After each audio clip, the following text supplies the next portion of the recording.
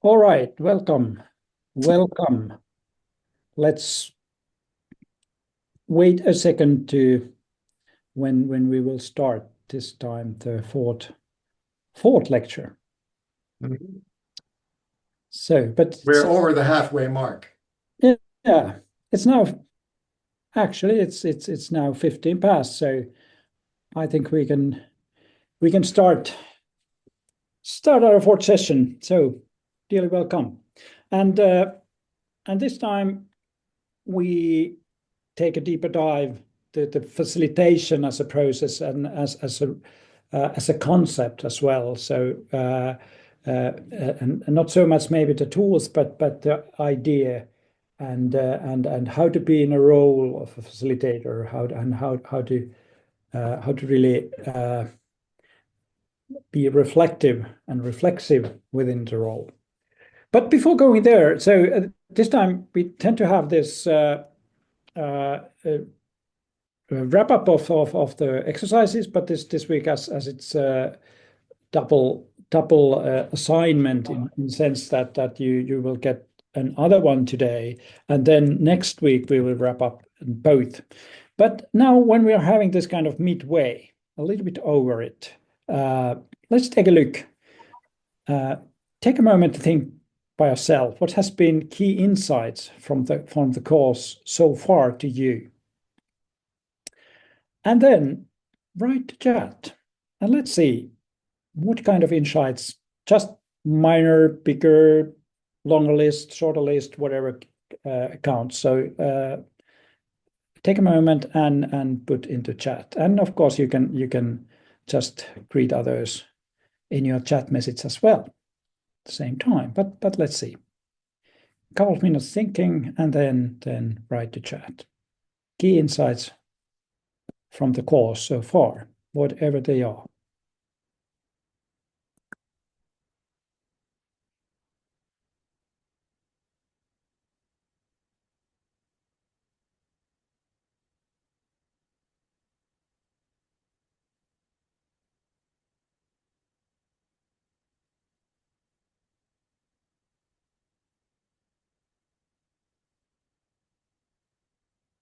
Hey, Maria. Hey, great. Good start.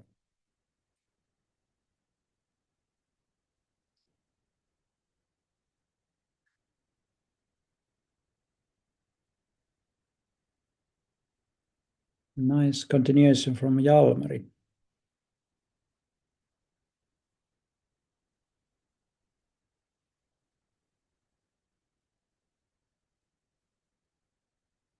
Okay, Kotters and Adkar change models combined. Yes, that was very, very good.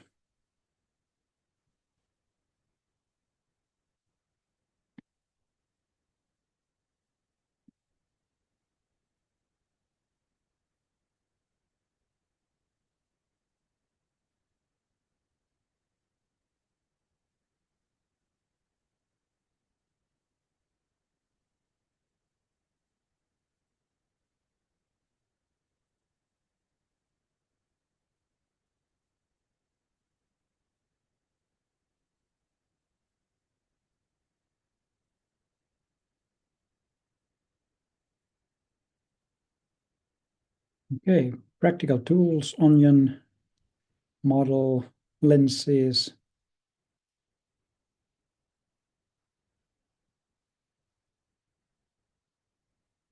And well, actually, I really appreciate and like that realizing that how differently we can interpret the same data, same situation, and remembering that, and how, as Maria mentioned, how rarely we tend to do that, remember, and maybe even notice that's something that is real, but we don't realize that too often.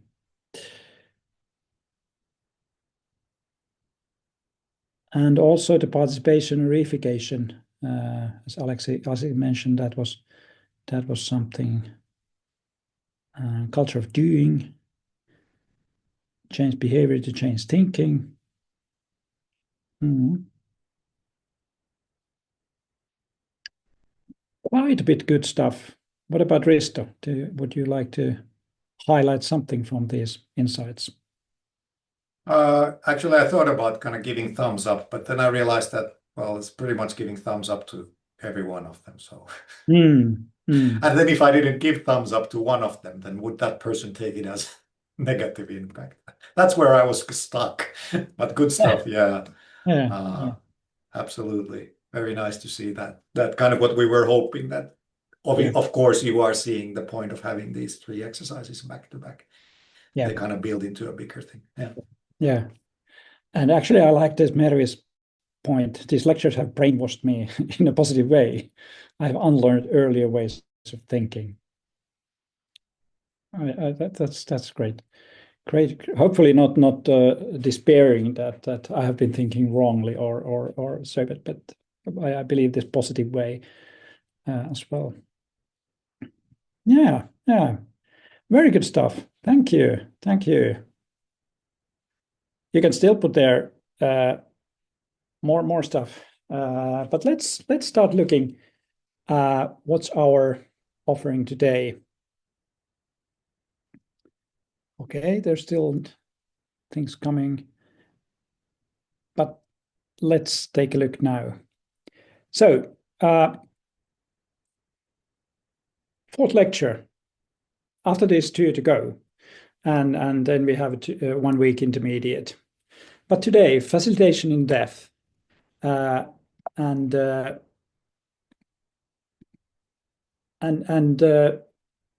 this time we are at first thinking, well, opening up a little bit is that what we mean by facilitation and for what. And then actually you have a lot of experience already and a lot of ideas.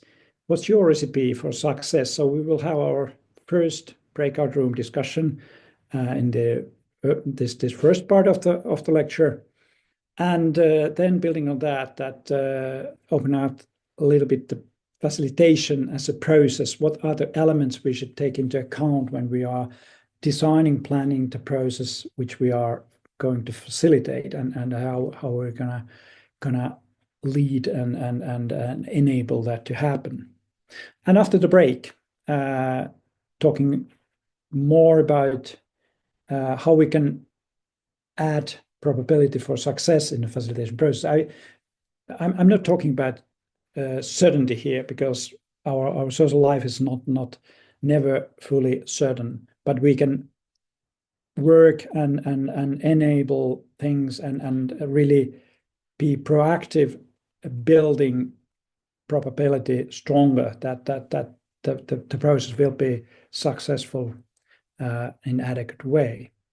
And then the other breakout room will focus on you as a facilitator, what to emphasize. So, and that will be a kind of a dialogic exercise as well. And then after that, hopefully through this lecture, you get more grip of yourself, but also the process of facilitation, how to use this tool, but how to really design and deliver a smooth and contributive process. And then finally, next steps. So what will happen till the next week? So exercise and so forth. But we're now talking about what we mean by facilitation. The term to facilitate means to enable, to act of making something easier. So facilis is easy in Latin. So it's something that how can we help the things going smoother or in a easier way. And in organizational context, so facilitation, we can really connect it to many situations: collective meaning making, decision making, problem solving, conflict resolution, learning, experimentation, ideation, development, change, transformation, reflection. So many such situations where we bring people together to make meanings, having conversation around issues, trying to figure it out, and agreeing on generating new ideas around it, and then making decisions and making sense out of that, what's generated. So it's pretty much that. And of course, it's not just putting people to talk, but then using different tools as we have been practicing here or introducing here in this on this course. But also there is multiple different methods to help people to make sense and analyze and figure out and generate new ideas and so forth. And of course, all those tools, all those methods are helpful, but I would say here already that focusing on the process of interacting and participating is one of the key, and how we take care that there is a balanced process where all people who are involved are adequately feeling that they are included and are, well, I would also emphasize this, that people get feeling of being a competent participant, that we are asking people a question where they feel that I'm competent to responding, I'm competent to contributing, I'm competent to say something about these things. Because sometimes I have felt that we can end up using such words or posing questions which people don't have really feeling that can I say something about this? And this is something that I feel important when we're talking about change in organization, that we use concrete language and we connect what we are asking people to do, consider their own perceptions and also their own experience. And that's quite respectful, but it's also feeling that I can say something. I'm competent saying something from this perspective. But if we ask questions like which are too abstract, or where people feel that I can't use these fancy words, or I don't know about that concept so much, or those customers or whatever. And so that's something I have felt that how we can really engage people is that we ask something, such questions or pose such questions where they feel that they are adequately competent participants. But anyway, so making interaction, meaning making easier, and of course that facilitation is something that quite often the role is something that is not, it's easing the process, but not really taking its stance concerning the content. But there is, of course, this can be fluid boundaries here, but let's talk about that a little bit more later. And of course, it can be a wide variety of situations and setting. So sometimes this kind of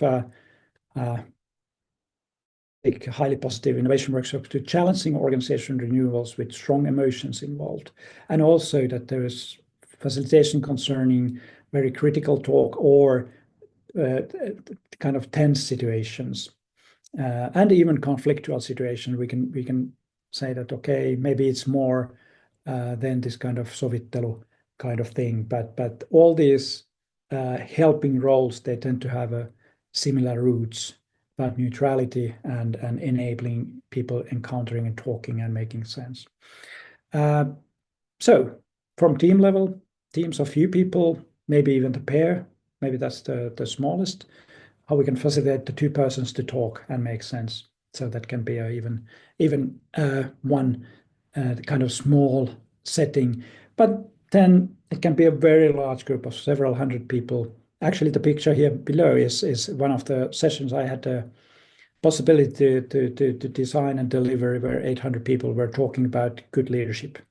And so that was quite interesting setup. That afterwards people said that they felt that they were really contributing and they were being able to add value to this very collective generative talk of about good leadership in their context.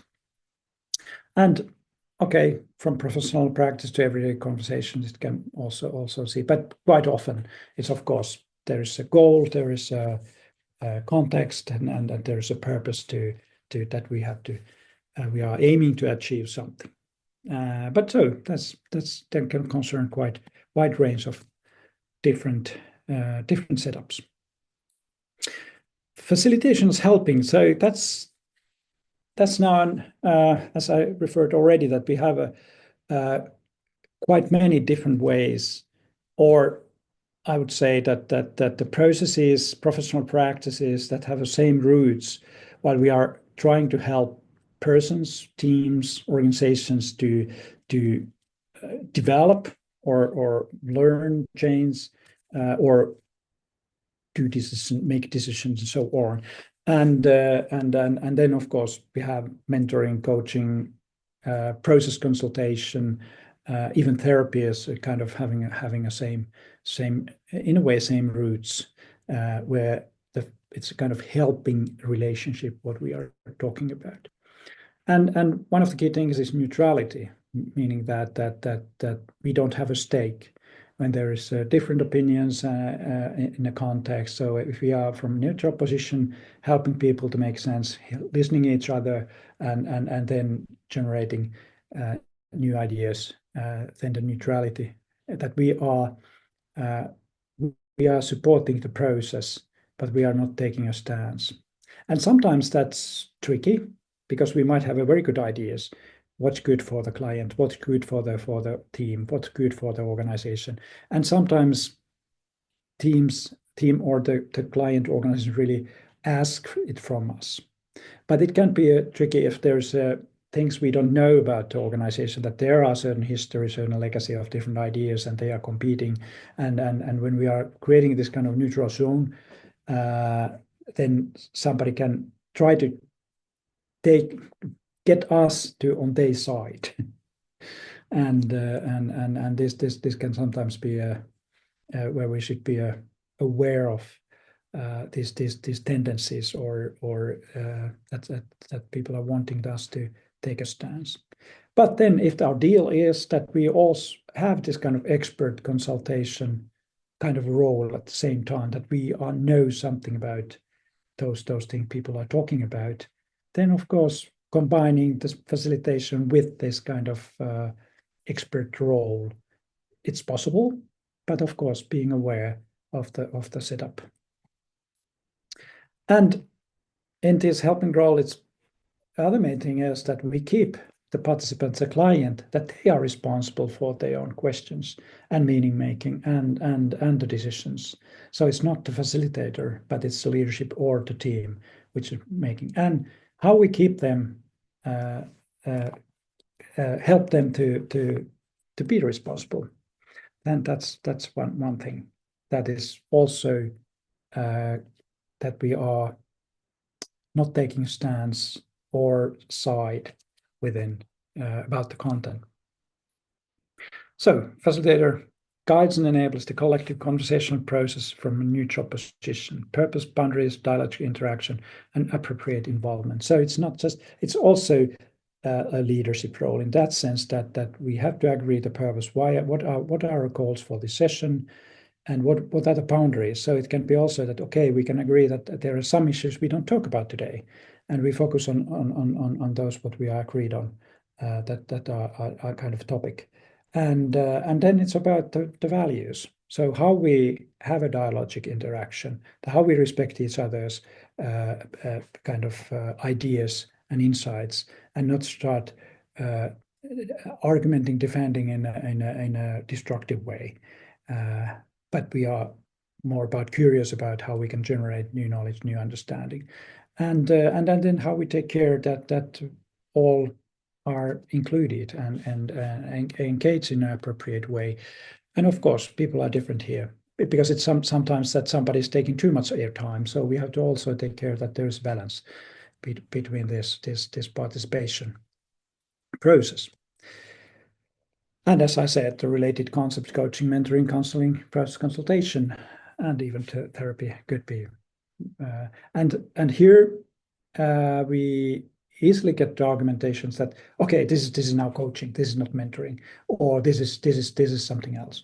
For me, I think it's always good to discuss with the client and those participants what we call it and what does it mean to us, because these different practices tend to have a bit fluid boundaries as well when we have, and there's a so-called eclectic nature that it's drawing from a little bit different traditions, but of course understanding what are the very core things when we are practicing some of these methods or approaches that which makes it helpful.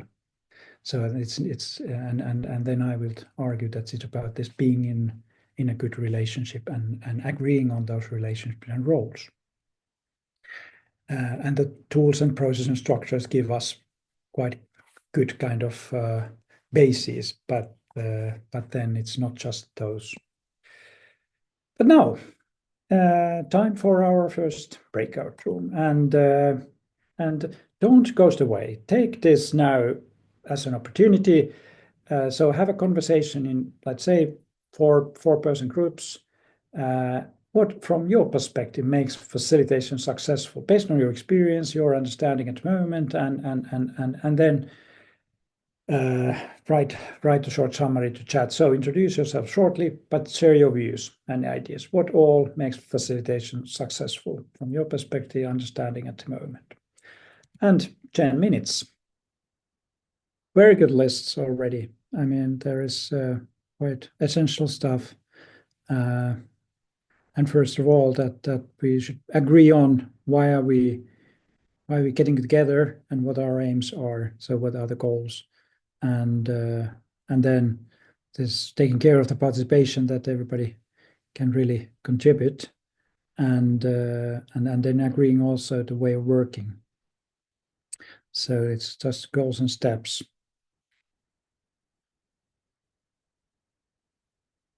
A lot of good lists. And this feeling factor, so how we can create an atmosphere of trust and psychological safety, that's utmost important as well. That we dare to talk, and we are, again, as I said, that we are competent participants, and that's part of that we can trust that if we and we are allowed also to ask questions, and so uncertainty that maybe even say that this is something I can't really now say anything. So how could you help me understanding this better?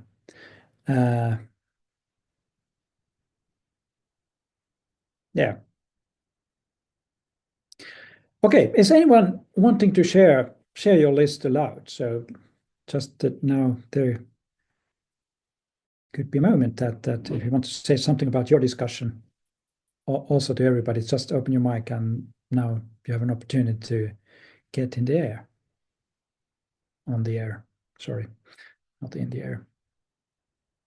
So I could start. Okay, Alexi, please. My camera isn't working. Yeah. I found out I'm working right now in 2 organizations, and one of the organizations, there is no need for change of culture. They just want something to happen, and I help them to achieve that.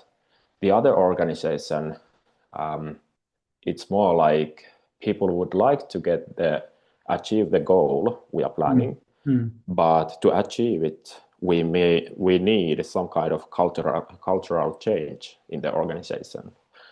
So, well, last lecture there was the reification participation, and that was something I found very useful and concrete, and getting new ideas from that. But sometimes there is need for cultural change, and it might be difficult to achieve, even though people would like to achieve the goal where we are going to.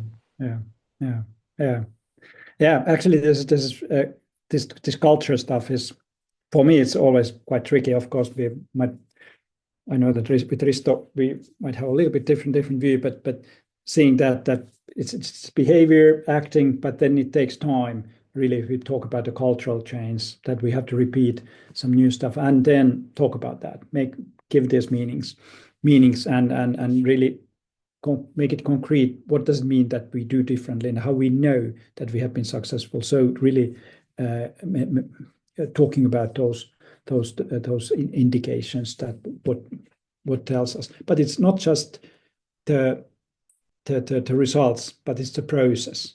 and how we work differently, create our experience that we can encounter, we can relate, we can talk differently, we can be maybe more open, more courageous, and so on. And that experience is something that builds culture, and not just the output, the outcome. And so then paying attention that how we work deliberately differently in a way, if we want to create more engaging culture or more open, more dialogue, you can say, and then we have to start practicing that. And also reflecting the experience, that how was it useful, and how do we felt, and how we repeat, and so that's something I really like to emphasize all the time when we are talking about cultural change. Okay, hey, now there might be some others, but Alex was the quickest. Thanks for the lists. We will save them. Very good, and build on these. And now a few things before the break. About the facilitation. So now, of course, when we are talking about the cultural change, it means that it's not just one event, one process, one project, but it's a series of multiple events and repeated experiences, and this process where we do it differently and make sense and check. And there is also that trials and errors part of this kind of change, but really reflecting and make meanings out of those experiences, very, very important here. But now, when we are talking about here the facilitation, I take it this kind of single event session workshop point of view, because that's where we also, the bigger changes are the single events, or the workshops are part of the larger change. So large transformation are advanced to single event, good and contributive events and encounters. So that's why I'm taking this kind of position or viewpoint to the facilitation. But when we are talking about facilitation as a process, what other elements we are having? First, the context. As you mentioned quite a bit, Tess, that we have to understand the context. What's the legacy? Where it comes from? What's the current ways of thinking? What is the participants, which are their roles and so forth, and what are the aims of what we're aiming at within the context, and what is the strategy and so forth, and maybe some constraints as well. Maybe there are also some legacy tension between different functions, different teams, and so forth, but also that there are, let's say, successful, innovative teams as well. And knowing a little bit this is useful. But within the context, every event we should agree on the purpose and names. Why are we having this session? And having a kind of clear what is aiming to serve. Then we have participants. Who should be involved? Who should be part of this? Who are the relevant people to be in place? Then what methods and approach to use for this purpose with these participants? So designing also this, and as a facilitator, it's good if we have, let's say, multiple methods. If we have just one tool and we are very, let's say, keen on this is the best tool I know and I want to apply it to everything, so then it might be that we are a little bit giving ourselves hostages to the tools that we want to apply that everything. So it's like when you have a hammer, so all problems look like nails. And so having a kind of multiplicity with methods and approaches, that what's now appropriate. And of course, getting experience as facilitator, then we can also get experience to how to really vary in a good way. And for myself, I'm very interested in this kind of more minimalistic kind of approach, where thinking that what's the minimum intervention that we can really serve the purpose, that not having all those when we have methods, quite often that there's a lot of different stages or such, but really being a critical what is enough in a way, because sometimes we do too much. There's too much stuff involved, too much concepts and tools and involved, and too much canvases or whatever. But keeping it simple enough. And then the facilitator, us, who are we as a part of the process, what we bring in, and what's our kind of orientation. And then outcomes. And as we were talking about this reification and the participation. So I would talk that there's outcomes are those results, whether they are canvases, some documentation, ideas, list, whatever, but there's always lived experiences. So that people who participated, they had a new well, hopefully very positive encounter with others, and possibility to talk, to be heard, and to produce something together, which is meaningful for them. And as already discussed with Aleksi, so that experience is building our culture, so that we encounter each other in a fruitful way, or that way we are aiming to strengthen in our organization. And this Bill Wenger's concept was presented last lecture, where this participation reification, so results and the experience, and then negotiating the meanings are kind of elements. So we can say that, okay, outcome is this reification, and the experience is the participation. So what's the result? And this negotiation is the kind of meaning making for me. So it's really this conversational process where we make meanings around those things and about those things we are, or within those things we are talking about, or taking a look, and analyzing and generating new ideas around. And so I think these are quite crucial elements. And outcomes versus experience. So as it was already discussed, that participation produce these experiences, and they are so-called lived experiences, reification, concrete outcomes, results, and we need both.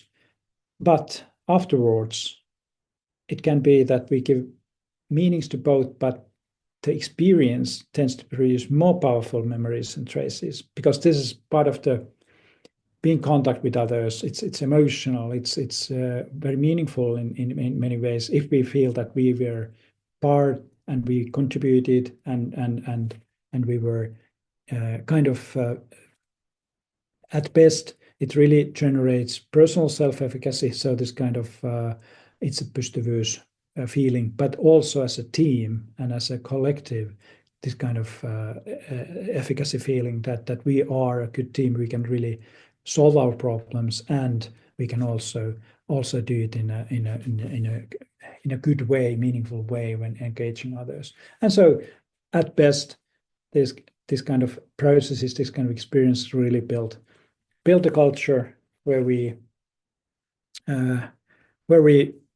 build trust, psychological safety, and we have learned to have a good generative dialogues and for next round. And so that's something that builds then further our ability to be a good team. But then if we can really also escalate this. So facilitated, so good facilitation is really core of building this kind of culture where people are engaged and we learn and be kind of have an efficacy feeling and be competent.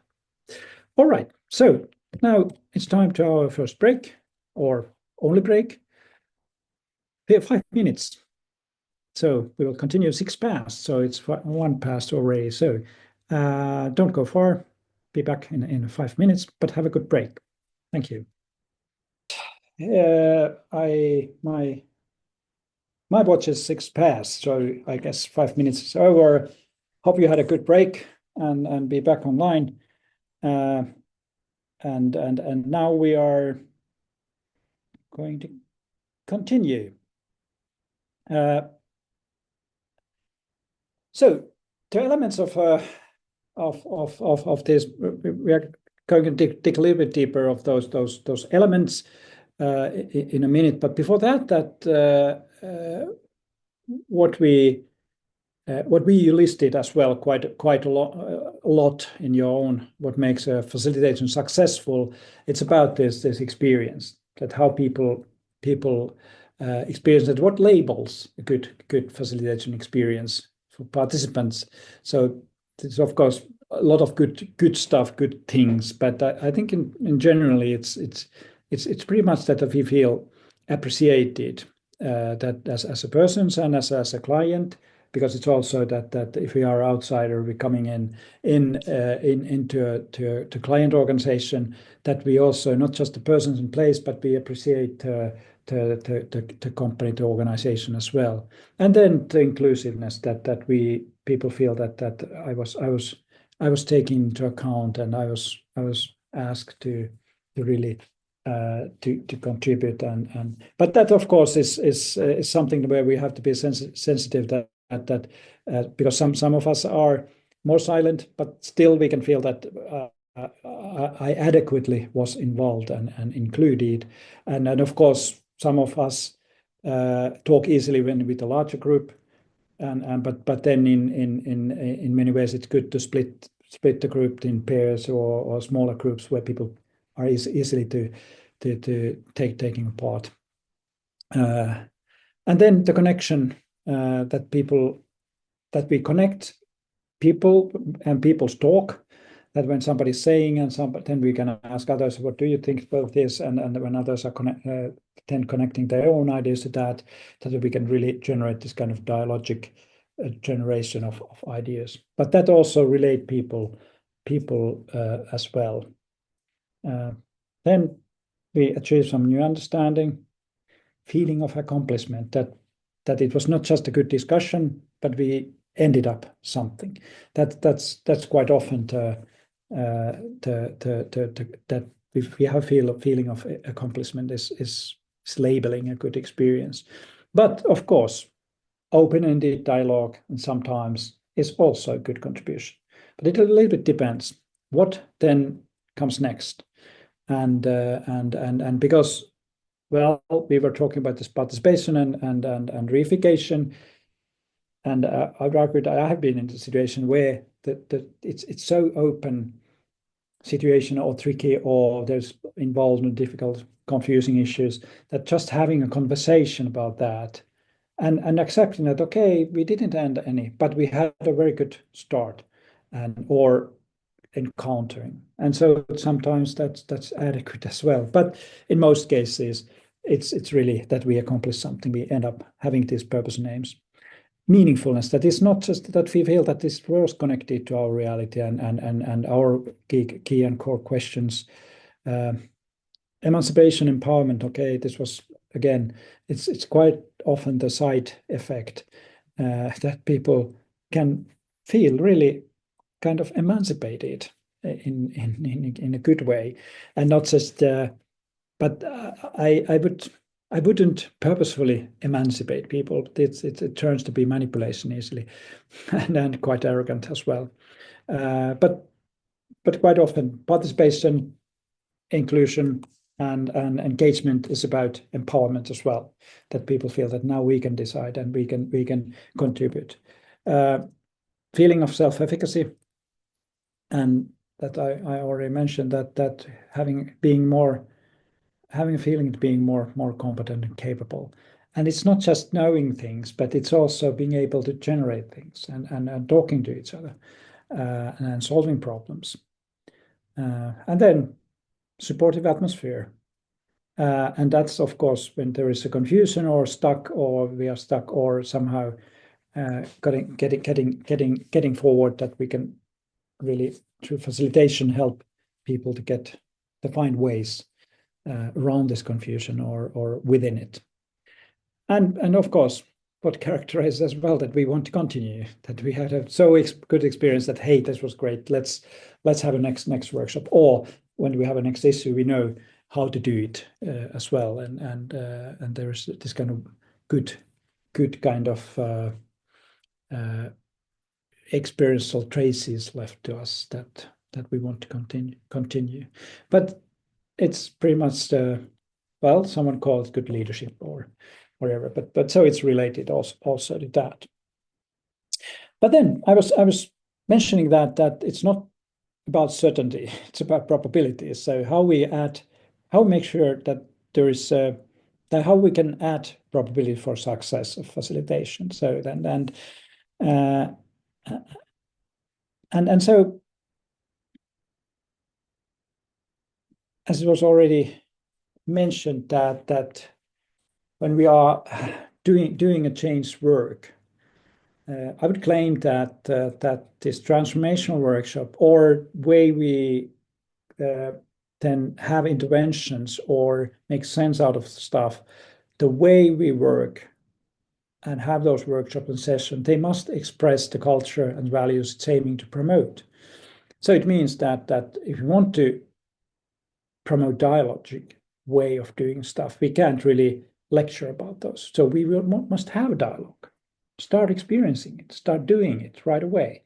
And that's the whole idea of the change process as such, that it must manifest the future state, future culture, not repeating something with the older, and really recognize that it's right away practicing the new way of working. And it's of course not easy always. It can be tricky. Okay, facilitated process, adding probability for success. So what are the phases? Preparation. So having a good design and being prepared in a proper way. So I will go more in detail on this. Then starting, how we get started. What are the first? So, and I would like to emphasize this first experience. What are we going to do first? If, for example, if you wanted, we are thinking that participation and engaging people is important. So I would suggest that what first thing you do is do that. Put people to talk to each other and about themselves, about the problem, about their feeling, before doing anything else. How do you think about this? How do you feel? What are your expectations? Or what's your tune of the day? What are your feelings about when you're sitting here? So that's manifesting that your feelings, your ideas are important, not just mine. Sometimes we start introducing ourselves. So the focus is on facilitator itself, that who am I? Okay, that might work as well, but I would introduce myself a bit later. Either, but this is something that how to start. That's one thing, and getting the right tune and way to atmosphere to people right away. Then, of course, getting started and getting moving, but then how to maintain the flow. Because during the process, of course, it depends on, do we have a one day workshop, 1 hour workshop, 15 minutes talk? So all those, the flow, there is different flow. And of course, then have a breaks, but also plan it in a way that where we vary in a good way the ways of working. And then have a proper closing as well. So not just planning to have a time for good closing is also, I think, kind of good mark of this kind of professionally facilitated process, where we have time to close what we achieved, how we assess how was the outcome, and reflecting how was the experience, and what are the next steps. And so this also that we have a good start and good closing, so it creates the boundaries for the process. And going to the preparation, so first knowing the context. So what is the situation where we are talking about? What's the culture like? Why the session? What are the possible tensions within? Are there touchy issues, dependencies? Who's the owner of the process? Who are the representing the leadership, and what are the expectations truly from the client side? So having a proper discussion and asking these that how is the context? Then who are the participants? What's their situation? Maybe pre-experience. Is this kind of regular stuff for you that every week, every month, every year you have a nice workshop and people are used to have this kind of facilitator and expecting that, or what they know about issues, this stuff we are talking about, what are their expectations? Can we somehow ask them before, and how we ask them to prepare, and how to inform them what they are. So this is pretty much the expectation management as well, that what is told to them and why they are coming and what's to be expected. So making sure that there's a good pre-info. Ourselves.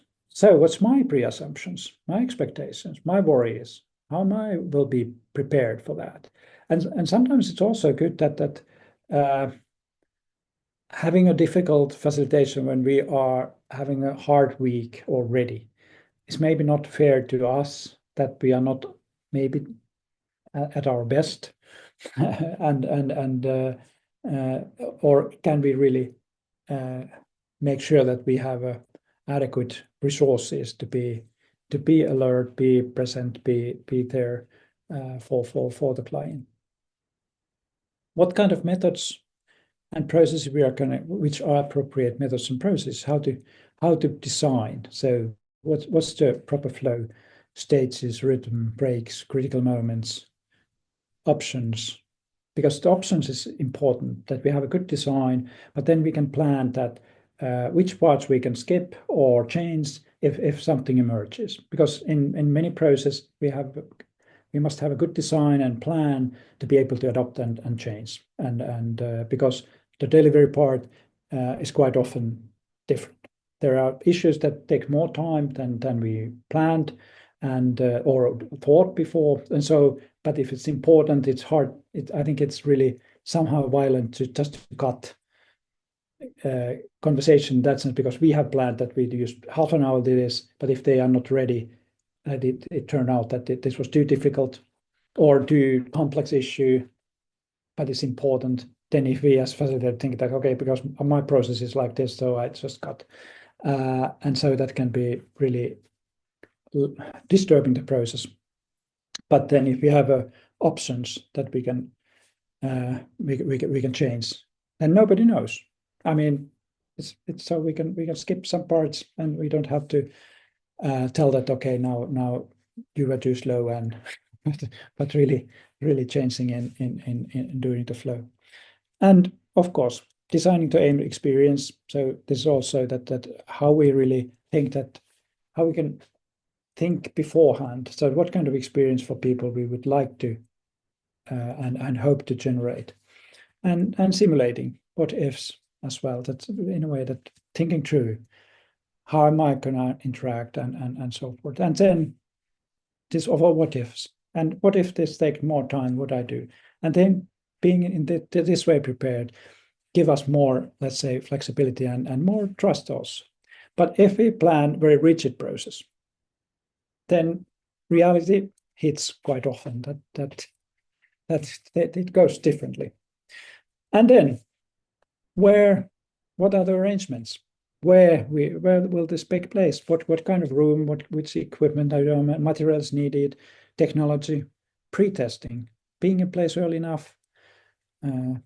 Quite often I feel that I have to know the place before, so I go beforehand there and somehow simulate in my mind the fantasize when people are coming, how they are sitting, and then I know the place. Also testing the technology, because sometimes when in a new place, it can be surprised that it doesn't work like what we expected. But of course, sometimes we don't have time to do this. But this if we can do, I think it's also adding probability that we are not confused because something that didn't work. And so preparation, this is a kind of important part of. Then getting started, setting up the states, building trust and connection. And quite often we are hurry.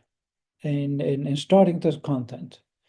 But I would really suggest that or propose or recommend even that we plan how we it sometimes can be no, icebreaker is something I don't like to use the word, but something that people get connected and becoming present and talking about so adequately who are we. Well, of course, depending on the persons, but they might know each other. But sometimes if we are a new person as a facilitator, then we can ask people to introduce themselves in some way that they have not known from each other. So telling something that others don't know, for example, this is quite often used, but they will connect differently, noticing each other and becoming personally present. And something positive and personal sharing, that's quite often people become present. And then discussing negotiating purpose and aims. Why are we here? So it's ways of working, methods, values, and principles. So how are we going to work and agree on that? Agreeing on the roles and boundaries, code of conduct, safe space, kind of thing as well. And this is now also the roles and boundaries means that if there is a leadership present, that how we agree on even beforehand that we can also engage them in a proper way. But we have to support also the leadership present, not starting arguing with them. Well, that's sometimes kind of can be tricky if it's okay. How can we support the leadership if we disagree with them? So that can be something that we should be aware of as well. And then quite often it's good also to connect to the previous knowledge and experience. What have you discussed before with these issues, and what's your previous experience, and also give value to that in organization people have done good stuff around the matter and issues, and then now we are building on that and further. And then, of course, how this connects to strategy or some other organizational stuff which are there, that is not kind of loose and separate part of the organizational life, but it's really connected. But having a kind of proper start, and of course now this is a kind of very comprehensive list, but somehow getting people present and agreeing on what are our aims and how are we going to work and who are we, and so that's somewhat important. And then during the process, of course, it's how we're going to work. So maintaining keeping up the rhythm. So what's the proper rhythm of the action versus pauses. Sometimes we might have also the lecturing part, but then really, but quite often it's just having a kind of action and sense making, but then also having a right rhythm, including people in an appreciative way that we already discussed, that we have a sort of sense that how people are participating. That might be already like could be, it's good to be already the part of our design, that how we take into account that all people are really participating and involving or contributing in a proper way, but then also seeing that how active people are, and we can also activate them to ask in a good way. Being sensitive to concerns and issues of interest, so meaning that if there's some hot topics we didn't know, then how we can let people to talk about that a little bit more, because if people are concerned something, then they might tend to be reserved to that. If we force them to talk about something else, then it might be a little bit not so optimal. But if we can turn that concern to serve the purpose, okay, this is now the concern. How can we discuss this and turn it towards the purpose, and how it can serve the purpose of the workshop in a good way? And if we can solve those hot topics or discuss those, then people tend to feel that this is good stuff, what we are doing here. And then, of course, sometimes somebody get emotional or take this kind of stance that objecting something or having a strong opinions.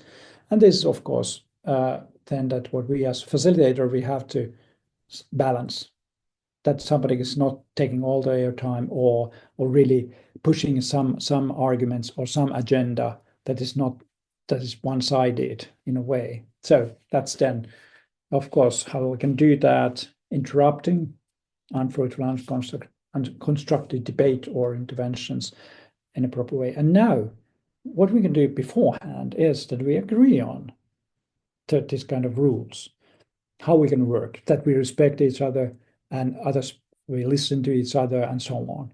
And if something is violating this rule or guideline, then we have a right to intervene. But if we didn't agree on this, then it's a trickier. But still, if it's unfruitful and unconstructive, then it really can destroy the whole process. And when people are getting stuck, so we should help them to get forward. And the emotional energy, well, to serve the purpose. So there must be, when we are talking about change, there's tensions and there are hopes and there are frustrations, agony as well, and it might come up, emerge. So, and how we can then redirect that, serving the purpose. And as I said, supporting leadership in place. So that's something that, and of course, again, being prepared so that we have agreed on, and what was the role and what kind of role the leadership will take. Are they just participating as others? And can we involve them in a meaningful way to a certain stage? Okay, when we have now achieved these results, what would you say? How does it connect to you? How does it sound to you? That we can also take the leaders, those persons in charge, in a proper way as a part of the process, but supporting their role as leaders and owners of the process. Because sometimes if the leader is something that is kind of observer and not really participant, that can be quite odd situation, that there's this kind of controller listening people outside, and I wouldn't say that's not very fruitful, because it really emphasizes this separation and difference, but how they be participants in a meaningful way from their roles.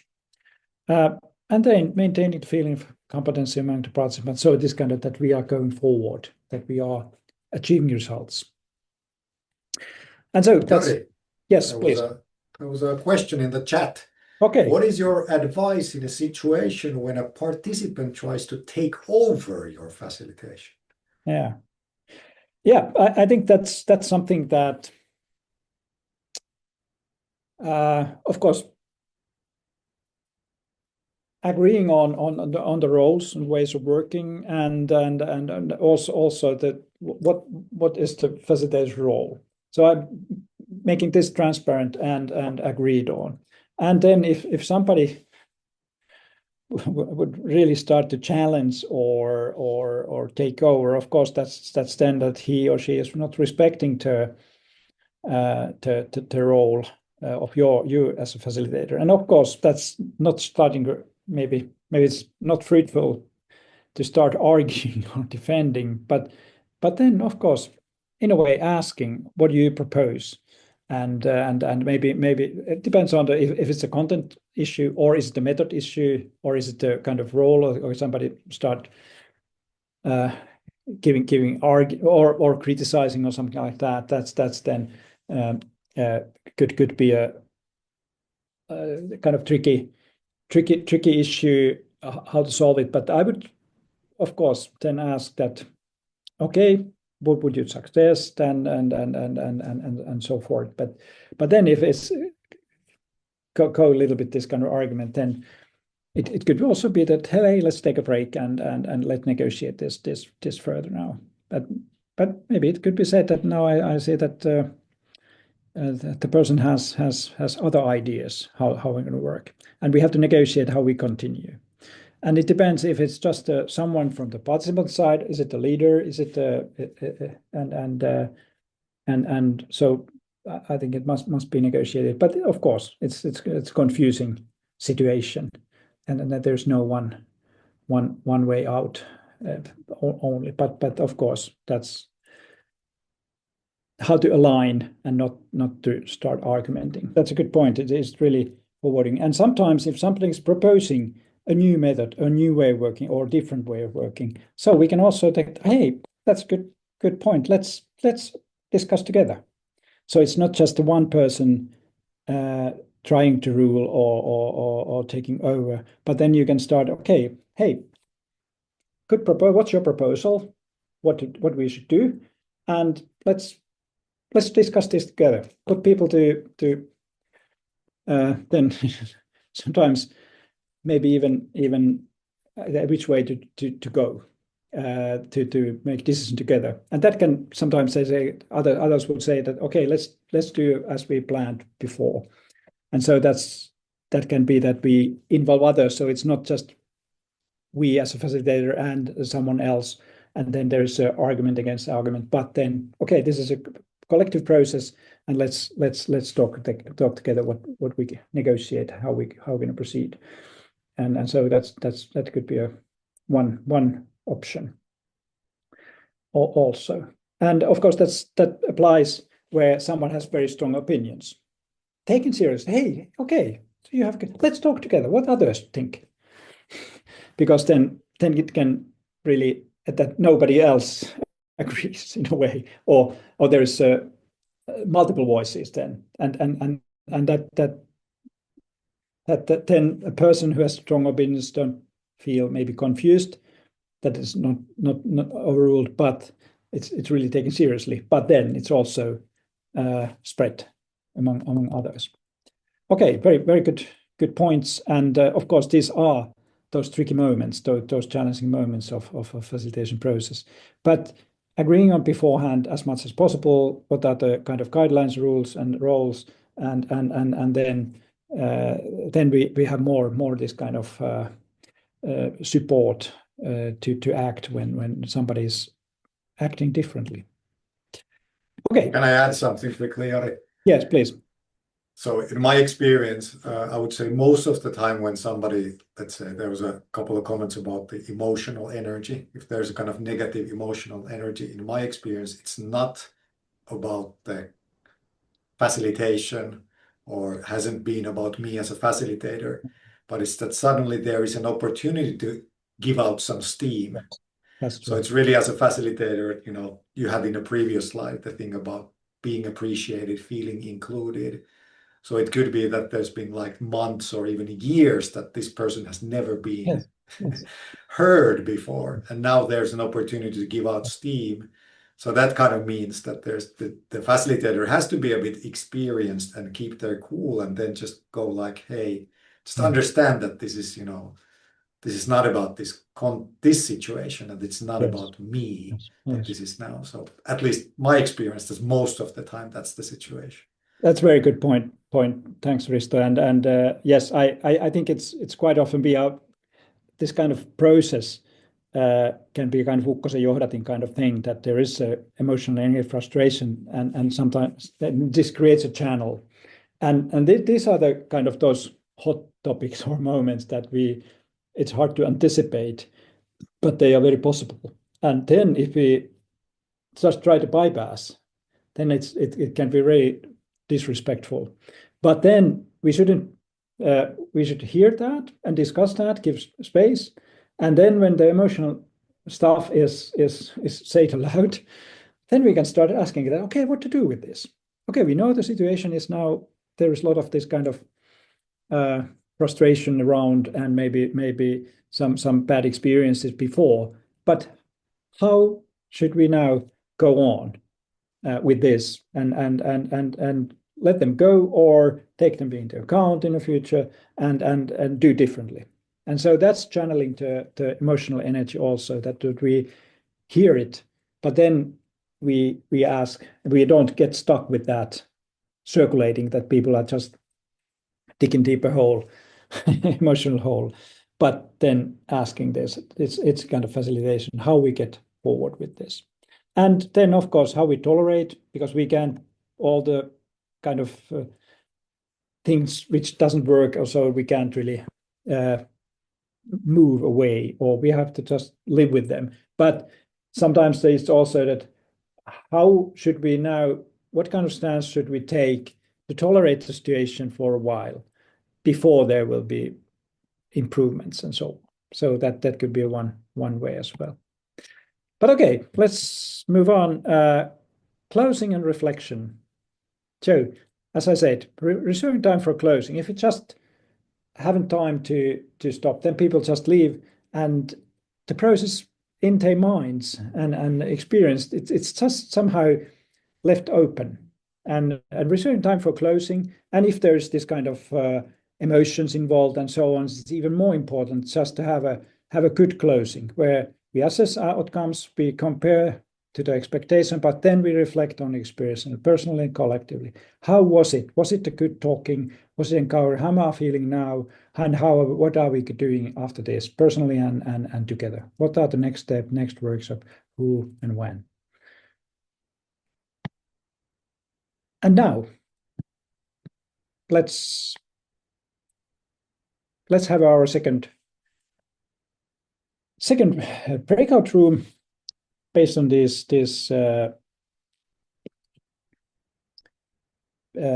insights, or whatever we have been offering you, and let's have a dialogue in the same 3 or 4 person groups. What will you emphasize in your personal facilitation practice and process in the future based on this? And have this kind of process that you build on each other. Who will start, and others will listen carefully. And then when next start, connect your own talk to previous one. As you said that you want to emphasize that's the same to me, and I do this and that also. So in the end, have a reflection. How was the experience? How were you able to generate and maintain a dialogic moment? And write short notes about your experience in chat. So a little bit different structure. Connect your talk to others, what others had said before, and then add on that. And now let's have our second round in the same groups. Hopefully you are able to get into the same. If you don't remember, if you are left outside, so hope you remember your group number. So Annika will put you in the same group. And now, next, let's say 12 minutes. Okay, hey, here's very, very, very fascinating stuff. Anybody wanting to share to all your own discussion and own thoughts? How would you? What would you emphasize? And were there something that you captured from this lecture as well as an add-on to your personal thinking? Hi. Yep, please. Yeah, we have an addition. We talked a lot about the opposing party, so to say, the people that in some ways oppose the change. Yeah. And all of us had a point about understanding the other people in this situation. Yeah. So the other meaning the people that don't completely agree. Yeah, and I think we had a really nice conversation about understanding the specific things that the other person doesn't agree with, and sort of trying to break it down to understandable smaller pieces. And sort of removed from that, also trying to avoid conflict where necessary. Yeah. Yeah. So in a situation where you're trying to implement change, it would be very beneficial to, in some sense, like well, maybe soften your approach to avoid conflict. Okay. Yeah. But understanding the other person, that was our main emphasis. All right. Hey, great. And I think there's different opinions.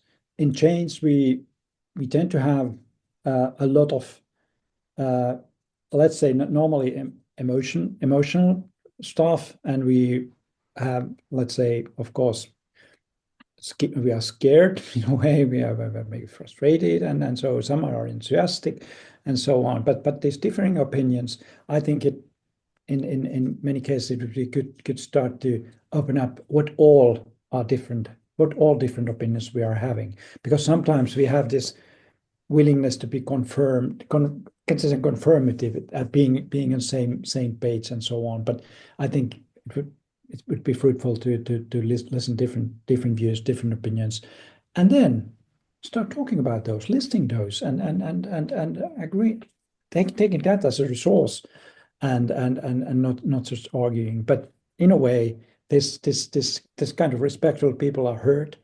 But then, of course, what we do with that, because we can't really obey everybody or follow everybody's ideas, but we have to generate some collective ideas, and that's then channeling the energy and the ideas. But I think the most people that you are taken seriously with your feelings and anxieties and opinions as well, they accept, quite many accept finally that okay, I agree that we have to find collective and my opinion. And when you hear others' views, then quite often it also opened the space that, okay, maybe I was a little bit narrow-minded with my view, or so on.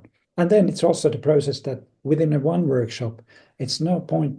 We can also sometimes leave things open that, okay, we end up this way, but next we will continue next time from this. And now in meanwhile, everybody should, maybe we can agree that, or it's useful to agree that something happens in between, and then we can, so the process continues in the next workshop. And of course, when we have touchy issues, we can also agree beforehand that we don't force the outcomes or decision if it seems that we don't have we are not prepared, we are not ready for making the final decision or to find the final stuff. And also that we can negotiate when thinking of one workshop within the larger process. Maybe one comment, this please. conflict word was something what kind of resonates a bit. Yeah. Because Sure. some people, okay, it's not nice to have conflict, but on the other hand, if you are fear of conflicts too much, you are not kind of opening your mouth, you are not giving those disagreeing opinions or something, and then you are not getting anywhere. Yeah, I agree.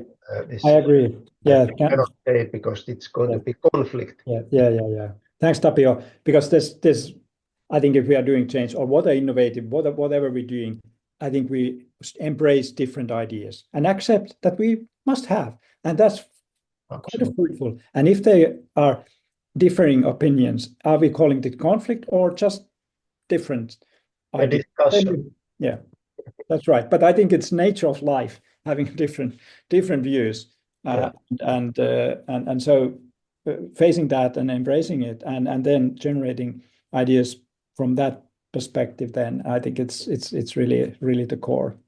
But okay, hey, great stuff. Thank you. I really hope that that you had a good dialogic moment in your breakout rooms, and seems to be generated quite a bit good stuff. And now, next assignment is reflective dialogue built on this, and it concerns your course experience so far. And the idea is that you make first personal recap of the course experience, and as I asked already, the insights in the beginning, but just how has it been for you, and then with the pair have a two 15-minute sparring coaching style discussion in which the other will serve as a listener, helper, while the other will reflect on the personal course experience and insights so far. And then you switch the roles. And as a coach, you have to concentrate on listening, making supportive questions, don't share your own experience when listening to other, but asking more, because there is a trick that now taking a position as a listener, as a helper, that the other will make sense, and what has been fruitful and so far, and then change roles, and in the end have a reflective discussion, share your experience, assess how were you able to have a helping conversation, and write a personal memo, not together, but personal memo, max 1 page of your discussion experience. How was it to be a coach? How was it to be a client? What did you learn, realize personally from the exercise?